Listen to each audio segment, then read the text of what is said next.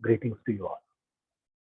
Today, we are going to discuss something about the international finance, why we want to study this international finance, what are all the subject matter we are going to discuss in this international finance, what outcome I can gain, what skill I can gain out of this international finance, and majorly what we are going to discuss here is the subject matter, the theme, the area, the expertise, what we are going to learn from this particular international. Good afternoon to all of you. So here we will start our discussion about international finance.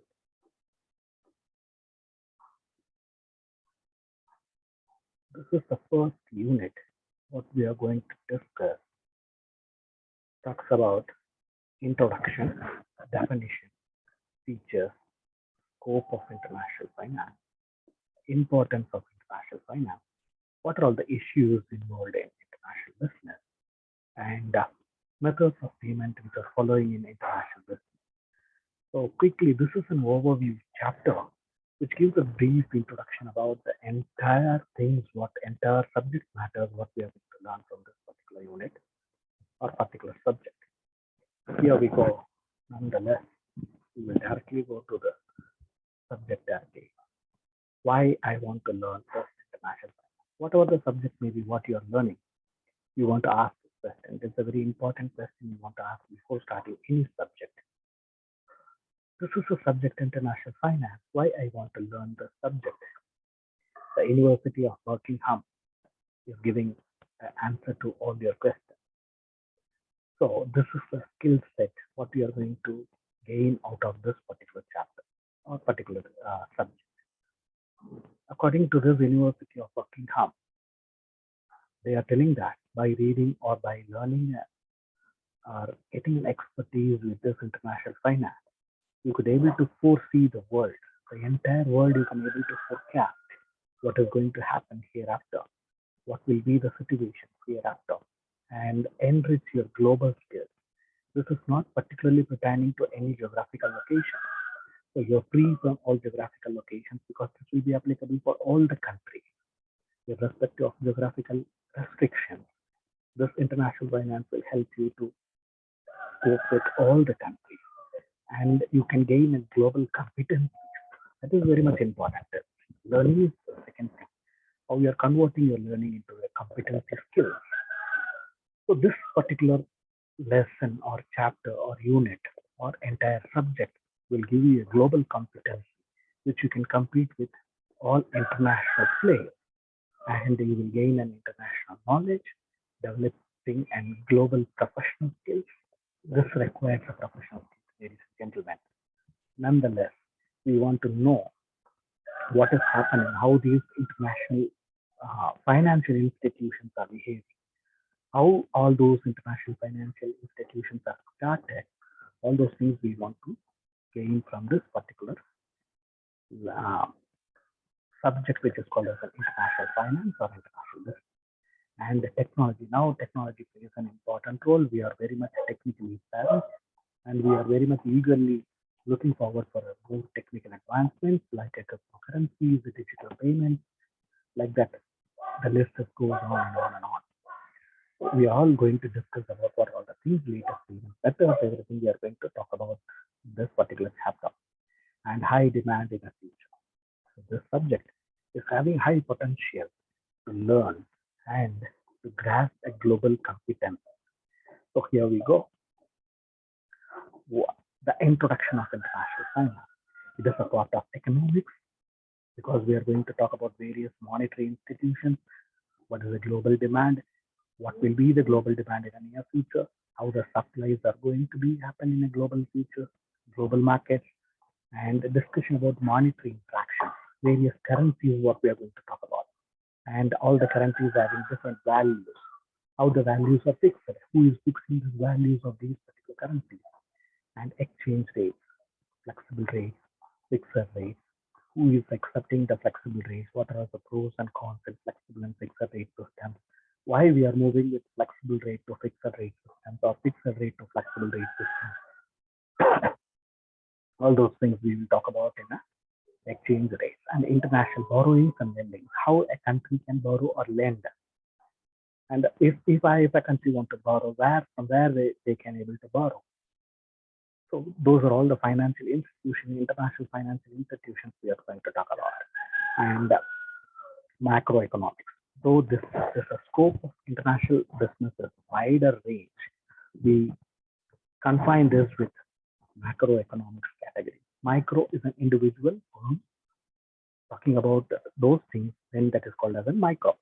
This is the entire world category, entire world, entire globe, what we are going to talk about, then that is why this is called as a macroeconomic category. And international issues, what are the major international challenges faced by the international players, and what is tariff rate, where I can get a tax relief, whom I want to approach.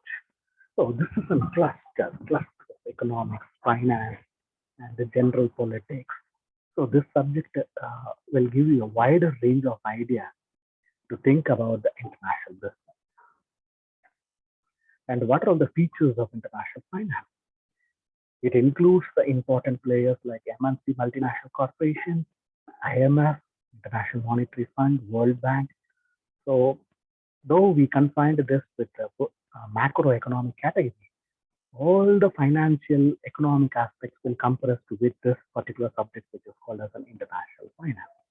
And commercial accounting transactions, imports and exports, balance of payment, balance of trade, favorable balance of trade, non-favorable balance of trade, how these things are happening, currency convertibility, how these currency convertibilities are going to happen, and who is having the authority to do this currency convertibility.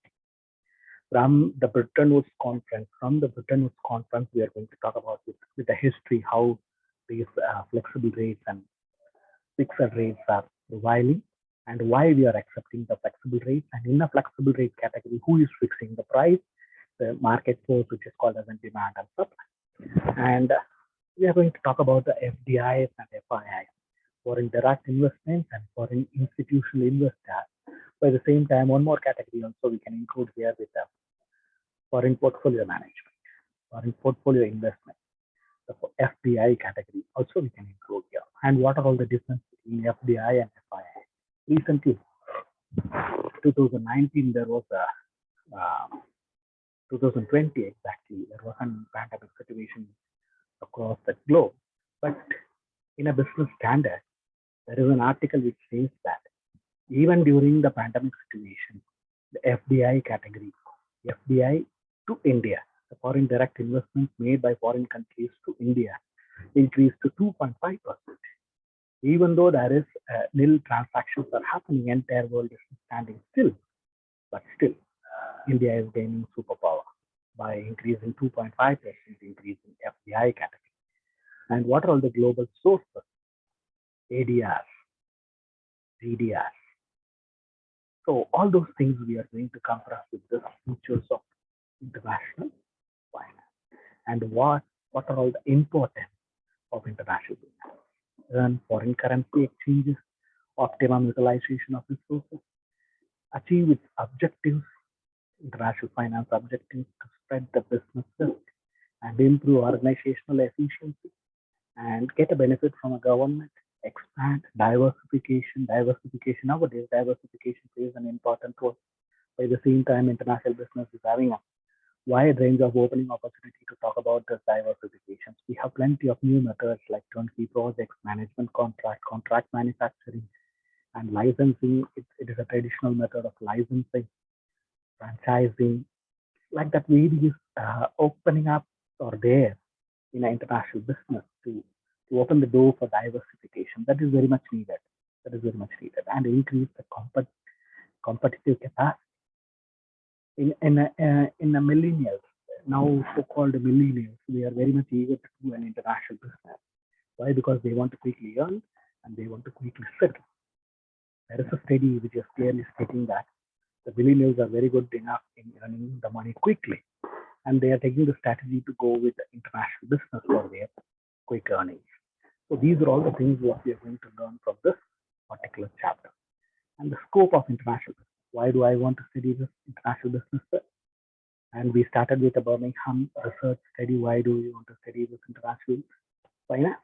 And for our benefit, the global competency, enhancement of global competency lies within the FII, FDI. Knowing about more FDI and FII, international financial institutions, and the opportunities provided by the international financial institutions, balance of payments, balance of trade, and international risk management. How we can manage the risk with the international trade.